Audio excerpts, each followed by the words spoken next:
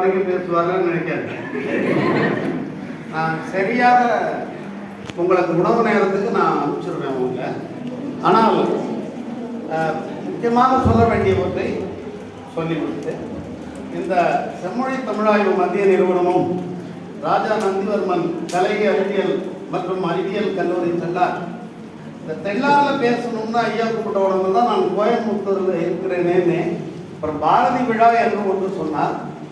பேசப்படுபவர் பாரதியார், அழைத்தவர் நாம் இப்பொழுது பார்த்து கொண்டிருக்கிற கடைக்குவள்ளல். தமிழுக்கு கம்பனுடைய கடைக்குவள்ளல் நமக்கு தெரியாது, ஏன்னா நான் புதுச்சேரியில் இருக்கிறதுனால சொல்றேன்.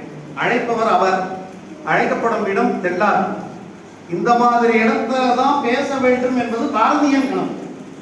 பெரு நகரங்கள் பெரு அரங்குகளில் சொல்ல கிராமத்துக்கிட்ட தான் கொண்டு போகிறார் கிராமத்து ஜனங்கள். அந்த மாதிரியான ஒரு அமைப்பிலே எனக்கு அந்த ஒரு ஈடுபாட்டோடு வந்திருக்கிறேன் இன்றைக்கு. ஏன்னா இந்த முன்னுரை நான் ரொம்ப எப்போவுமே இந்த அறிமுறை எல்லாரையும் அழைத்து சொல்வதில்லை, அதற்காக மன்னிப்பேன். அதுதான் சபைக்கு வணக்கம், அனைவருக்கும் வணக்கம் என்று சொன்னேன். ஏன்னா அதிலே கொஞ்சம் அதிகமாக நேரம் போயிடும். இப்போ யார் பேராவது விட்டு போய் கொஞ்சம் தேவையில்லாத வருத்தங்கள் வரும், அதுக்காக நான் அதை தவிர்த்துறேன். இங்கே ரொம்ப இன்னைக்கு உறுதியாக ஒன்றை சொல்கிறேன். பாரதியை பல ஆண்டுகளாக படித்துக் கொண்டிருப்போம். உண்மையிலேயே இன்னைக்கு பாரதிய ஆன்மா மிகவும் மகிழ்ச்சி அடையும்.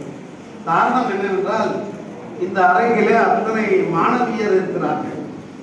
அவர் பெண் விடுதலை தான் அவருடைய முதல் நோக்கமாக அவருக்கு இருந்தது. அப்படிங்கிற பொழுது என்னுடைய உரையை நான் எப்பொழுதுமே இசையோடு தொடங்குபவன். அதனால் இப்பொழுதுதான் நான் என்னுடைய உரைக்கு செல்கிறேன்.